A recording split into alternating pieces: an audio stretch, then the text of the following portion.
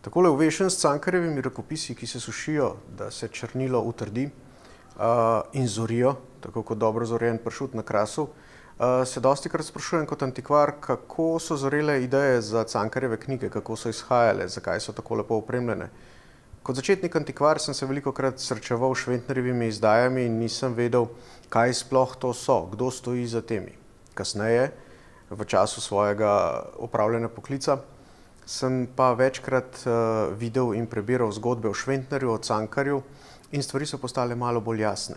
Namreč Cankar in Šventner sta bila dobro uigran tandem založnika in pisatelja, ki pa ni bil zgolj pisatelj, bil je tudi tehnični in likovni urednik svojih knjig.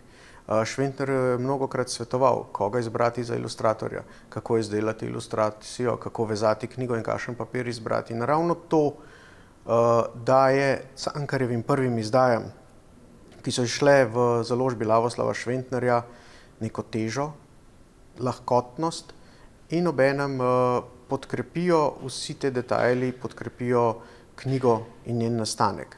In zato me zelo mika spoznati in izvedeti, kaj je Cankar mislil, ko je dejal te nasvete, kje se je oplajal.